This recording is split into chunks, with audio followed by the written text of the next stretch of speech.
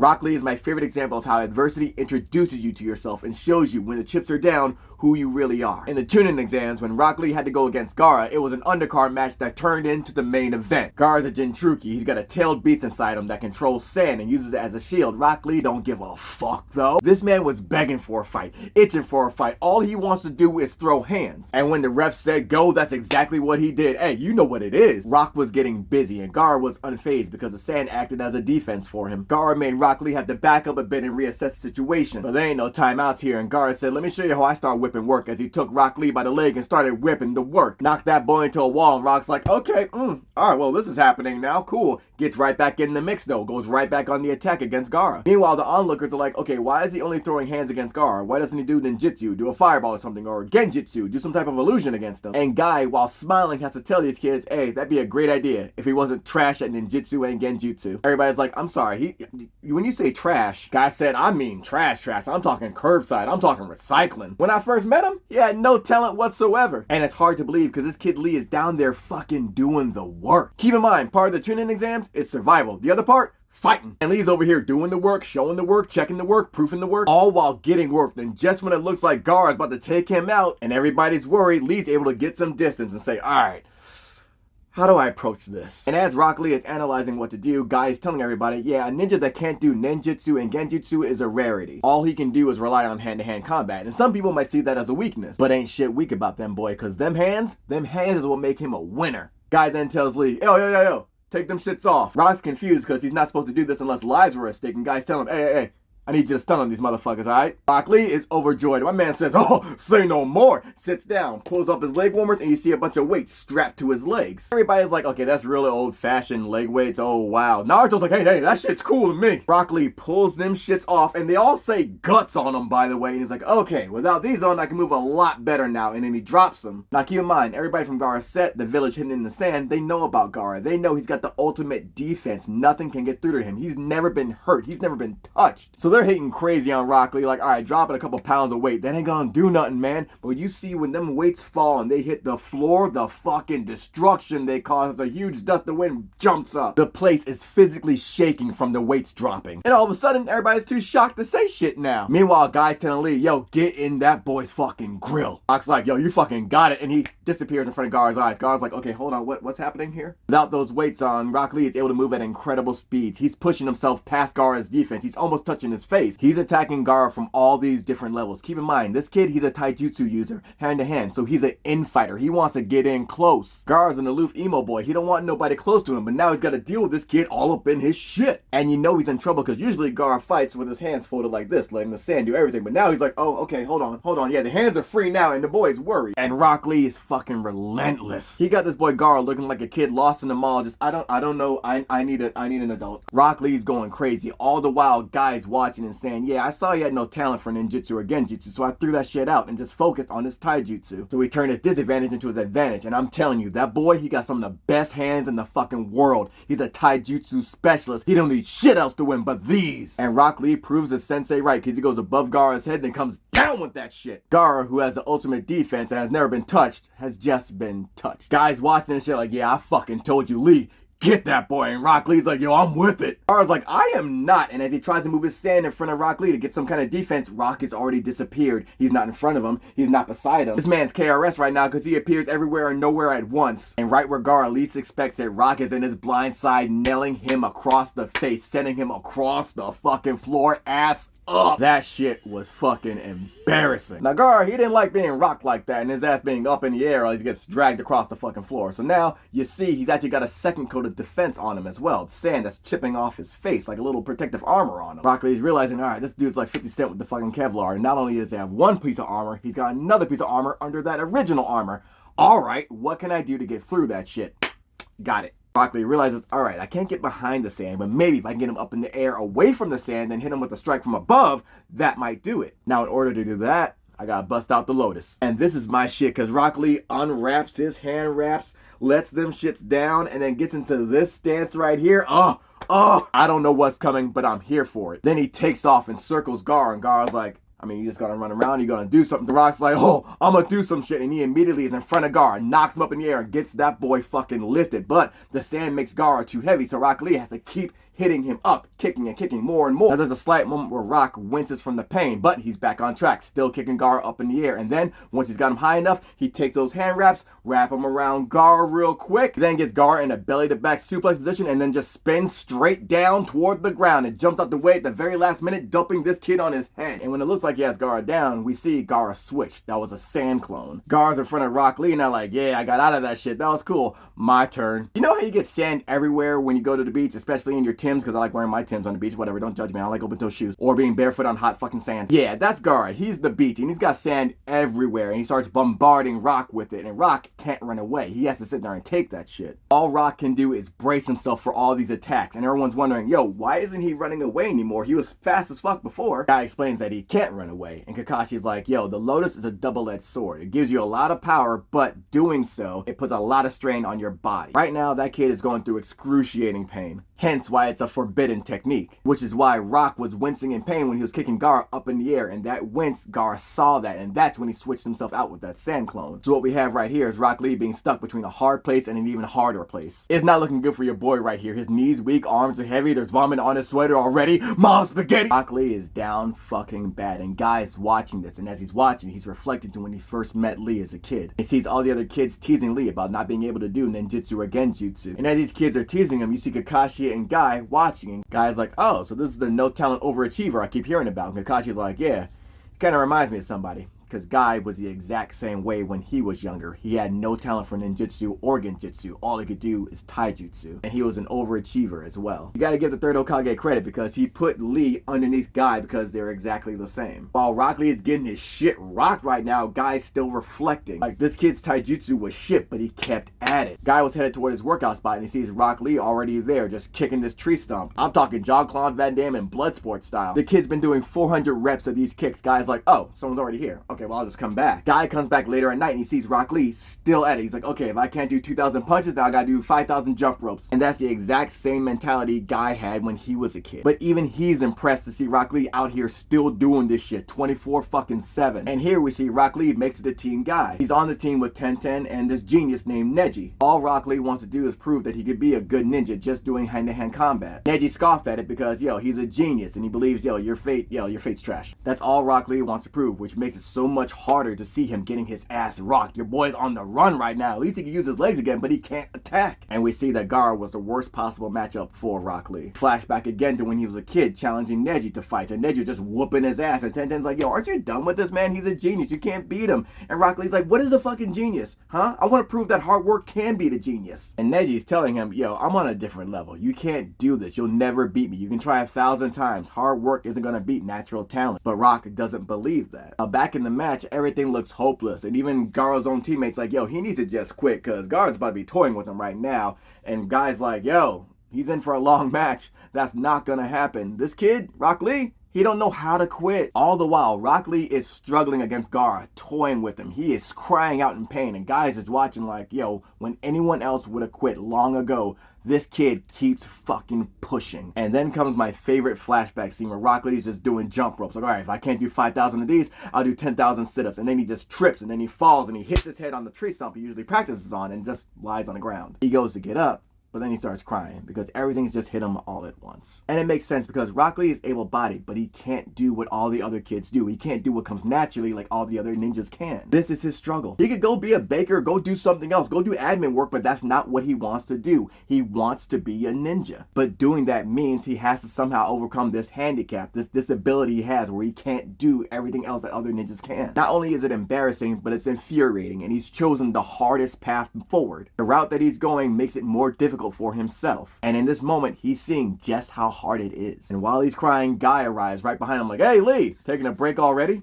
I love this scene because Lee stands up, but he doesn't turn to face Guy. He wipes his face, he dusts himself off, and goes right back to kicking the tree, telling Guy, hey, what is it? If it's about me messing up in the latest assignment, I already apologize for that. Rock is at this low point with his head down, but he's still doing the work. And this is what makes a good teacher and a good mentor. In this moment, Guy tells Rock, yo, it's true. You're not like Neji or the other ninjas. Your genjutsu is horrible, you can't do ninjutsu, and your taijutsu needs work. But you got something Neji doesn't have. It's not as flashy, but it's more important. And Rock, who hasn't stopped kicking that tree, is telling him, you don't have to make me feel better. And Guy's letting him know, I don't do that. I wouldn't waste my breath doing that to you. I'm just saying, you're a genius. You're a genius of hard work. Rock Lee hears that and he breaks. He's wondering, is that true? Is that really true? I thought if I outworked Neji, if I trained 2 or 3 times more than him, that I could actually become stronger. Now, I'm not so sure, and I don't know if I can work hard enough to beat real talent. That's why I keep challenging him. I keep thinking all my effort's gonna pay off, but it's always the same. I'm no match for him at all. Every time we have a ninja mission, my legs start shaking. Rock's talking about how he doesn't know if he can take this anymore. How all this seems pointless, like he's a loser, and he'll always be a loser. Rock is confiding in Guy like, yo, I don't know what to do. And Guy, who's a very jovial and charming person, has been watching Lee talk about this and has a stone face the entire time. And he tells Lee, you're right. All this hard work is pointless if you don't believe in yourself. And those words are what made it click for Rock Lee. Guy tells Rock Lee, you think you're the only motherfucker that was trash in ninjutsu and getjutsu? I sucked when I was your age. I was horrible at it, but now I fucking beat motherfuckers' asses with taijutsu. That's what I do. I made myself an equal through sheer effort. You say you want to show the world that you can rock motherfuckers even if you can't do shit like other ninjas. That's your ninja way, right? I think that's a beautiful way to live. He tells Lee, become a man powerful enough so I can watch you whooping motherfuckers' asses and just smile. Lee agrees. Now back in the present where he's fighting Gaara and he's got nothing left, he looks up in his stands and sees Guy smiling down at him. Guy is proud of who Rock Lee has become. And that's all Rock Lee needed to see to get his mind back in the game. And while everybody's thinking, yo, this kid just has to quit, this is too much, Rock Lee starts smiling and he's fucking moving with footwork again. Everyone's wondering, yo, what's happening here? How can he move again like that? And why is he smiling? Everybody's confused and Guy lets him know, yo, all you need to know, the primary lotus blooms twice. Now it's time for Gaara's ass to run. Kakashi hears that and he's like, Guy, come on, man, don't tell me you done did this. Guy lets him know, yeah, I did that shit. And Kakashi's saying, yo, so you're telling me this kid, this Genin, can open the 8 inner gates and use the hidden lotus. The 8 inner gates are like valves, like chakra limiters for your body. Release that gate, you release more chakra. The 8 gates are located at the 8 vital points on the body. Releasing the gates releases the inhibitors on the chakra your body's putting out. It gives you strength greater than a Hokage. Only problem is, it's a double-sided blade. When Rock did that lotus move before, the primary lotus, that's only the opening of the first gate. The move Rock's gearing up for now opens the second gate. He could barely move after opening that first gate, and now he's going for 2? Again, these gates give you power even greater than that of the Hokage. Only problem is, you open that 8th gate, you die. Kakashi is upset, and he's like, yo, I don't know what this boy means to you, Guy, but you shouldn't be bringing personal shit into this, yo. And he's basically disappointed in the guy and scolding him. And Guy's looking at him like, what the fuck do you know about that boy? Nothing. You don't have the right to talk about this shit. You, a fucking genius. You don't know what it's like to get it from the fucking mud like us. That boy has something he wants to prove, and he's determined to prove that shit, even if it costs him his life. I'm determined to help him reach his goal, not for his sake, but because that goal is one worth reaching. Meanwhile, in the match, Gaara's like, yo, you gonna do some shit or what? Because I'm getting bored. They're in the game over right now. Rock Lee lets Gaara know, yo, you're right. This shit's gonna be over. And then he unleashes the 3rd gate. His whole body turns red. Everybody watching can't believe that this is the same kid that started the match. Rock Lee is a whole different monster right now. Rock's opened the 3rd gate and Kakashi's like, okay, he's gonna start now. Guy's like, nah. We then watch Rock Lee force open the 4th gate, the gate of pain. Kakashi's watching this like, yo, what the fuck? This Genin, this beginner, this rookie just opened the 4th gate? Kakashi's saying, yo, no one can do this on effort alone. This kid is truly a genius. Rock Lee is going fucking crazy. He's doing a transformation that will make Goku proud. And once he's done, he jumps off the line and Gaara can't even see this shit. No one can. He's faster than they can keep up with. My man kicked Gaara up in the air and the impact was enough to make everybody shook. Everybody looks on the ground like, okay, where'd they go? Shikamaru then realizes, oh shit, they're up in the air. Gaara is up there fucking floating. Everybody's like, okay, there's Gaara, but where's Lee? He's just gone, and Guy is just smiling to himself. The sand can't keep up with Gaara, and his sand armor is cracking. And all the while, Rock Lee is like, oh, you're still hiding behind that sand armor, huh? We gotta do something about that. And he appears right in this dude's fucking grill. Rock is in his face like, yeah, you didn't know it was like this, did you? Rocks Gaara across the face. Gets behind Gaara, rocks him in the back. He is appearing everywhere and nowhere at once again. Gaara is shook like, okay, where is he? And he appears right over here like, oh god. Rock Lee is juggling this boy in the air for the ultimate fucking combo. He's basically playing the Neptune's grinding beat because he's beating the drums and 808s off this fucking kid. My man's going Mike Jackson off the wall for this shit. He's going crazy and his muscles are tearing themselves apart at the same time. Meanwhile, Neji is watching from below like, yo, is that really Lee up there? Lee then says, yo, it's time to end this shit, and he opens the 5th gate, the gate of closing. Gaara's watching this shit like, yo, what is this? This isn't what I signed up for. No one can move like this. And this is the first time we ever see Gaara actually take a fighting stance. But that kid ain't got no fucking hands. And right before impact, Rock Lee looks over at Neji and tells him, yo, I was saving this shit for you, but I'll let you see it now. Rock then appears right in front of Gaara, then disappears. Gaara's like, the fuck is, and hits that boy all the way in the fucking breadbasket. You'd think that would have been enough, but Rock grabs one of his fucking sashes and breaks Gaara's back along the way. Like, wait, there's more? Because he's bringing him back up for one more hit. He's like, nah, we ain't done yet. Again, the sand can't keep up and Rock Lee pulls him right the fuck back up. He literally put hands and feet on Gaara at the same time, sending him straight down to the fucking ground. Gaara crashes through the ground. Lee hits the ground and he is done. And it looks like Gaara is too, but once the smoke clears, you see Gaara, my man, breathing heavy, and his gourd basically exploded into sand to cushion his fall. He's still active. Rock Lee's like, you gotta be fucking kidding me, man, and he is done. He's trying to crawl away, and Gaara slowly sends the sand after Rock, grabs his arm, grabs his leg, and he crushes them both. Rock is still trying to fight. My man is passed out from the pain, but still wanting to go on. He's done. Gaara then sends the sand over to seal the fucking deal, and then Guy jumps down in front of that shit and knocks it away with one hand. Gaara's confused, like, hold on, he failed. Why are you saving him? Guy's like, because he's my student, and also because he's precious to me, and also, are we just not drawing the line at murder here? Gaara looked like was gonna win anyhow, and since Guy dropped down to interfere, it's already a disqualification. And right as the referee is about to say that, he stops. And everybody's just shocked all of a sudden. Guy can hear the gasping, and then he turns around, and Guy sees what everyone else saw. Rock Lee, hands still up for fighting, leg shaking, still ready to get this fucking going. Kakashi's looking like, after all that, he should not be able to move or even stand up. And Guy goes over to Lee to tell him, yo, the match is done. And as he's about to talk to Lee, Guy stops. Because he sees that Lee isn't even conscious anymore. And it's here where Guy realizes, oh, fuck, I helped create a monster. Because even though he's unconscious, through sheer willpower alone, he's able to stand up and continue fighting just to prove that he can be a splendid ninja. And it isn't until Guy says, yo, you've already proven it, and takes him into his chest that Lee closes his eyes. You then come to find out that due to the nature of his injuries, it's going to be a long and difficult rehabilitation for Lee. But it also looks like he won't be able to continue as a ninja anymore. The damage to his left arm and his left leg is too massive. This is my favorite episode, and I'll never forget showing my mom this fight and us watching it together, and then her being like, wait, he loses? And I said, yeah. My mom was like, that doesn't make any, why did he lose? He should have won. Why did he lose? And then I said, because life's not fair. And she was in the kitchen doing dishes, and it's like an hour later, she's like, he should have won. But I do love this episode because it shows, yeah, just because you did everything right, just because you put in all this effort, it doesn't mean you're going to win. But even in losing, he still won. Yeah, Rock Lee lost the match, but he proved something. Everyone said that Gaara was untouchable. Yeah, I rocked his shit. They said he couldn't be injured. I fucking injured him. And maybe it was reckless to go that far just to prove something, just to prove yourself, but you don't know that shit unless you've been through that shit. Rock doesn't want to be the Hokage. He's not trying to be a famous ninja. He just wants to prove, even though I can't do ninjutsu and genjutsu, all I can do is throw these fucking hands.